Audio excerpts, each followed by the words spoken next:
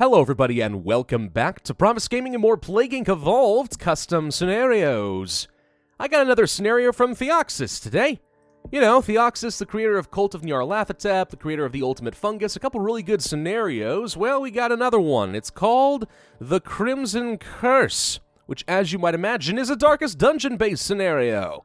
Hooray! Darkest Dungeon. You know, it's not something I ever would have thought of in Plague Inc., but I'm glad you did, because now that I know about it, it's like, perfect. That's a great idea. So, warning, minor Darkest Dungeon spoiler for the Crimson Court ahead.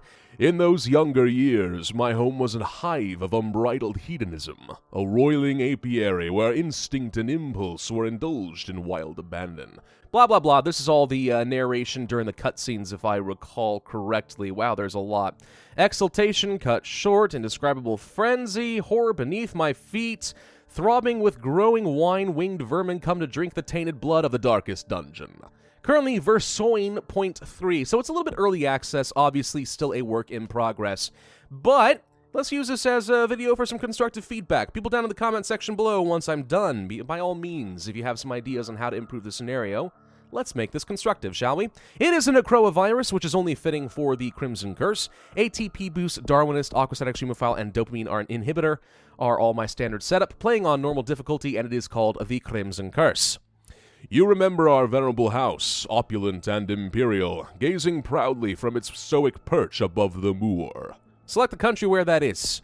I set to work pursuing degeneracy in its most decadent forms. The air pulsed with anticipation as I revealed the unnatural terroir of the house vintage. The terroir is just a hard word for me to say, by the way. I know it's French, but the way you have to, like, roll your R's in your mouth, like, my mouth isn't shaped for it. I never learned proper French. Terroir, it's just like, ugh, can't do it. I just feel like I'm choking on my own tongue. The Crimson Curse is born in, let's say, Scotland, because moors, I guess. I don't know. Where are moors? You don't have moors in the U.S., at least not where I live. Transmissions. The House Vintage. Made from the Countess, popular amongst the rich people. So if you don't know the Crimson Court DLC for Darkest Dungeon, first off, I highly recommend you check it out because Darkest Dungeon is a great game and the Crimson Court is a great DLC, though it is quite challenging and not for the faint of heart. But as you progress through the Crimson Court DLC, you kind of learn a bit more about the story that led up to that new map type, where your ancestor was throwing some sort of debased and depraved party. And there was this one particularly alluring woman, the Countess, and he kind of sensed that something was wrong with her, and turns out she's a blood-sucking monster, and they have a life-and-death struggle. He manages to kill her, then he drains her blood and puts it into a bunch of wine bottles and serves it to his party guests. They drink it, and they all turn into horrible monsters. That's kind of the story of it all. So when they say the house vintage, they mean the blood. Lots of blood. It's gross. Absolutely disgusting. We're going to pick it up anyway, though, because I know in the UK it is a rich country, so this is going to be very helpful. Sycophants. Some people believe that these monstrous bugs were once ordinary mosquitoes, which fed upon the cursed blood of others. Warm country bonus. Not very useful for us right now, but could be useful later. Blood contaminatoin. Contaminatoin? Really, Theoxys? Alright. The curse spreads through the blood. By either drinking it or coming into contact with it, it is spread. More effective in poor countries. I say, man, I'm a little bit disappointed. You know better. All right, the thirst. Humans infected with he curse will start thirsting for blood, biting people and infecting them if the skin is pierced. If the skin is not pierced, you're probably fine, though. So that's most times people bite me. I don't think anyone's ever successfully pierced the skin. So I'd be immune. It's wonderful. Supplicant. Ticks enlarged by the curse. Too big to walk on their own. Instead, they use their host to find new prey. Slightly better combat ability. You know, when I was first playing the Crimson Court DLC, or watching Bear Taffy play, because he's fantastic at the game, those ticks I didn't even realize were people at first. I thought it was just a giant walking, like, spider monster kind of critter. And then underneath, in the animations, I saw there was a face underneath the tick, and it's like, oh my god, that's just horrifying. What a great game. I do like the Darkest Dungeon. I wish I were better at it, because it is fantastic. Symptoms. Passive state. The ones infected with the curse feel slightly ill and are more likely to contract other diseases. Severity, but no infectivity. All right. For abilities, we have the Blood 1. The blood quells the thirst for a moment, resets lethality, and slows down the cure. If people are transformed, it slows down decay.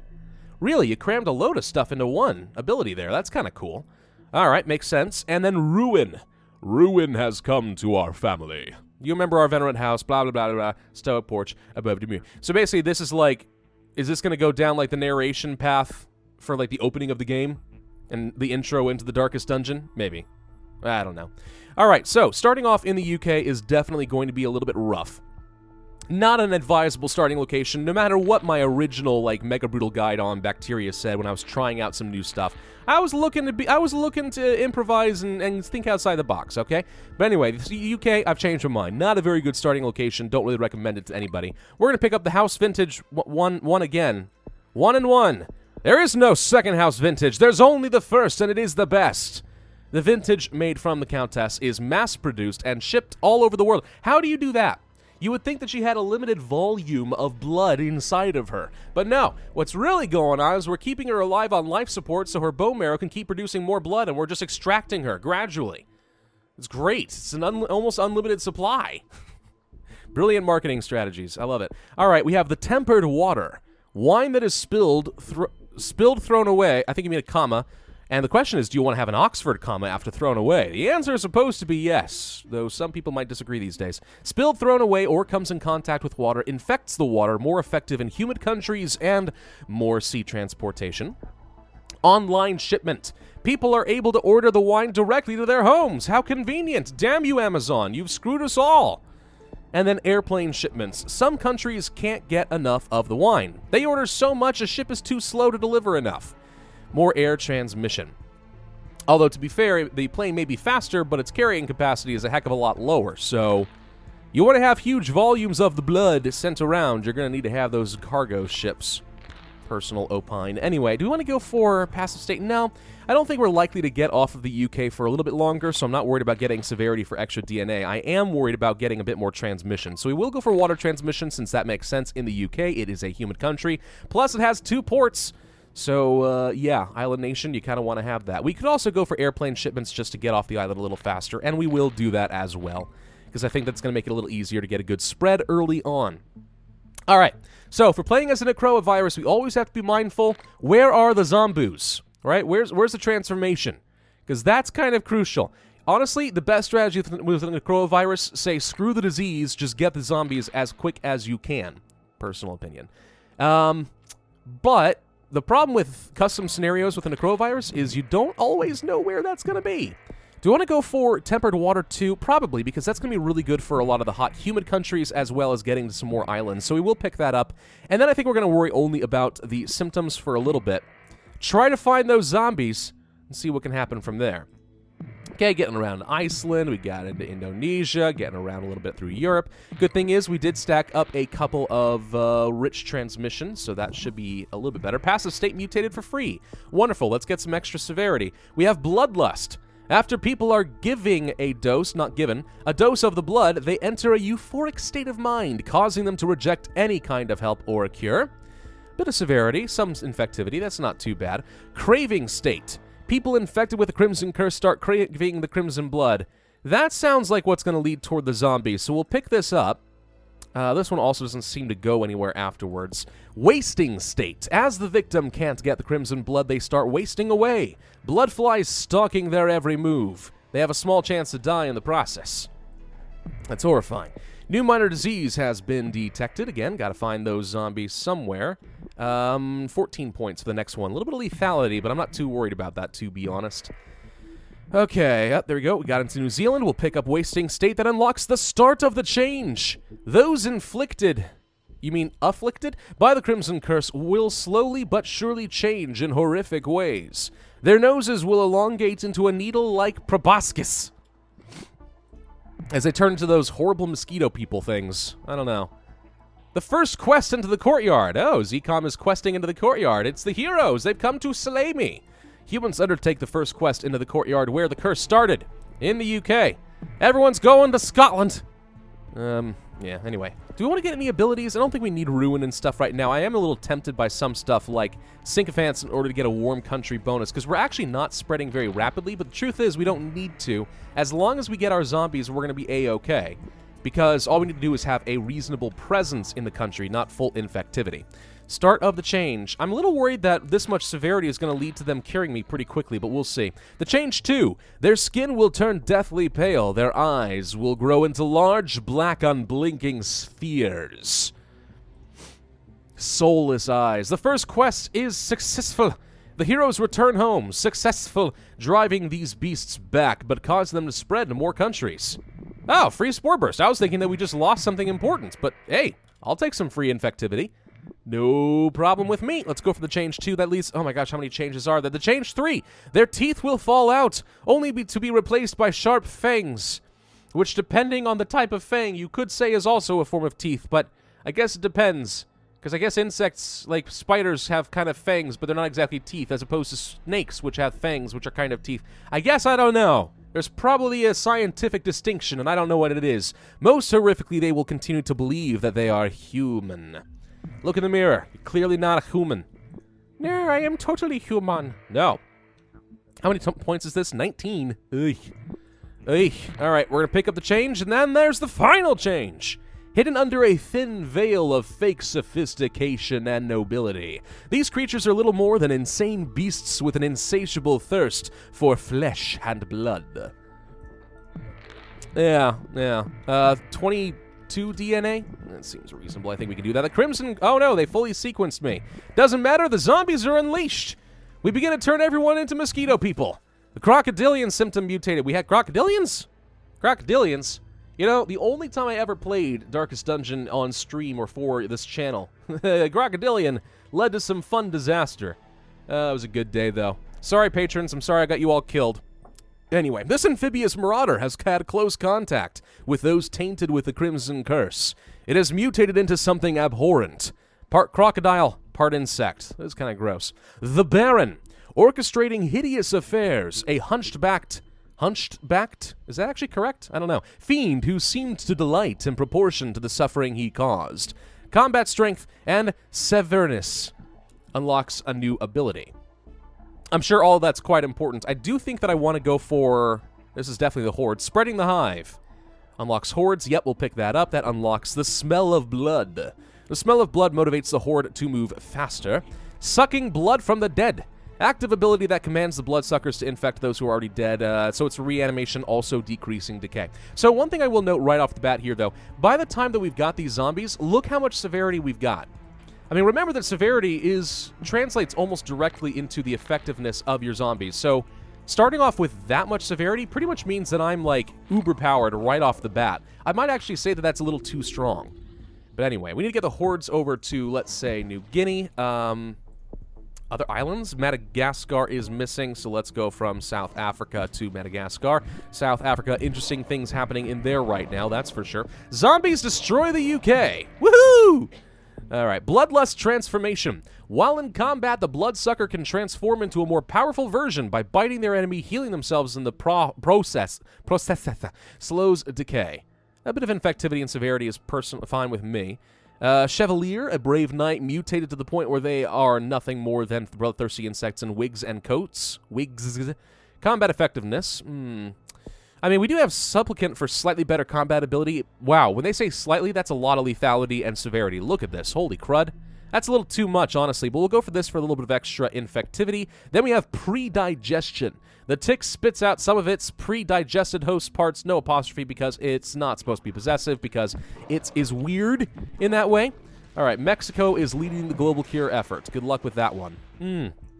Let's pick up the Baron and unlock a new ability. It looks like it unlocked Follow the Baron. As the Baron rises from amongst the ranks, the bond between bloodsuckers strengthens and the horde size increases. Sounds like it could be useful because ZCOM has indeed set up, so let's go from Russia into the Baltic states. There you go. And what else do we want to go for? The Viscount, or I've always wondered, how do you say Viscount? Is it do you pronounce the S, or is it like the Viscount, or Enyali? How do you pronounce Viscount? Is that correct? Viscount? It might be Viscount. That might be what I'm thinking of. I don't know. It's probably also French. Neither the years nor the Crimson Curse have stopped the Viscount's endless feasting, but his tastes have changed very much for the worse. Unlocks a new ability, 38 DNA. Jeez. All right, we'll pick it up. That unlocks courtesans, women with which the men of the court had a relationship but were not married to, i.e. the court hooers, I guess. I don't know. Esquire. Long before the Crimson Court took hold upon the world, the title of Esquire was dignity and respect according to men of higher social rank, if I recall correctly. Yeah, Viscount makes sense now that I'm thinking about it. I think that's correct. I don't know. It's one of those things. Have you ever had those words where, like, you never learned officially the correct way of saying it, so you've always just kind of done it wrong, and it just kind of gets stuck in your head that way? That's kind of where I'm at. The Countess will go ahead and pick up the final stage. She rules over the world as the leader of the hive. Okay, is there anything else we really want, then? We could go for some hordes and stuff. We could go for the blood. I mean, they haven't finished the cure technically, so let's do the blood and reset the cure a little bit and see what happens. That appears to have done a little bit. Tiny little bit. Not much. Ruin. I don't think this does anything, but for the sake of it, let's just go ahead and start working down this route. Our ancestral home. I lived all my years in that ancient rumor-shadowed manor, fattened by decadence and luxury. Then we have the portal. Singular unsettling tales suggest the mansion itself was a gateway to some fabulous and unnameable power. The excavation. With relic and ritual, I bent every effort toward the excavation and recovery of those long-buried secrets. And finally, the lowest foundations. At last, in the salt-soaked crags beneath the lowest foundations, we unearthed the damnable portal of antediluvian evil. Amazing word, right? Sorry, antediluvian. How do you say that? Antediluvian. Antediluvian? Maybe that's correct. Weird word. The discovery. Our every step unsettled the ancient earth, but we were in a realm of death and madness. In the end, I alone fled laughing and wailing. I mean, yeah, this is basically just the intro stuff to Darkest Dungeon. Which, you know, I mean, I've said it before, but I'll say it again. Good lord, the voice acting and the theme in that game is so darn good! Gotta love the Darkest Dungeon. Absolutely amazing. The discovery and then a festering abomination. You remember our venerable house? It is a festering abomination, I beg you. Return home, claim your birthright, and deliver our family from the ravenous, clutching shadows of the Darkest Dungeon.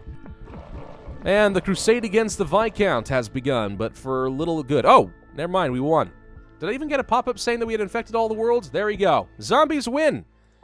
And the Crimson Curse has destroyed the entire world. 534 days is kind of long. Probably would have been better if I had not started in the UK. That's like a couple hundred days difference if you start in a rich country. So I'm not gonna say that that's a balance issue. That's just me being silly.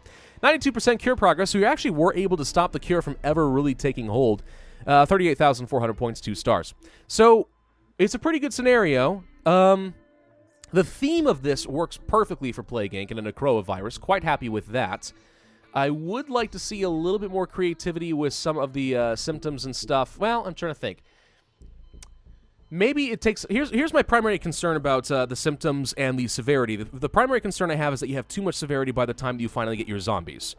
So your zombies, once you get them, are super-duper effective, and that makes it kind of no challenge at all. Like, you don't really have a lot of incentive to explore most of the symptoms and increase combat effectiveness. I kind of ignored most of the stuff that was not the bosses, and it worked out just fine. So I'd actually reduce the severity a fair bit to force you to have a reason to actually go and start exploring some of your other symptoms and start expanding your repertoire.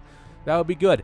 At the same time, though, I might also reduce the DNA cost of getting the zombies set up in the first place, just because if you don't have them as much severity, you might get a little less DNA from the red bubbles, which, just check the balance of this. Theoxis knows what he's doing. I'm just giving a little bit of my personal opinions on that. Trying to think about transmissions and stuff. Those all seem perfectly fine to me. Abilities, I think I'm A-okay with. Yeah, there's actually a really pretty good start for a scenario.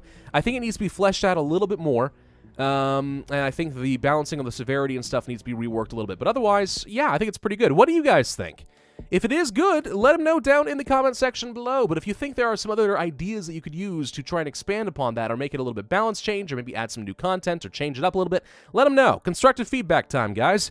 Thank you all very much for watching. I do hope that you enjoyed. If so, then be sure to hit that like button, leave a comment, and subscribe.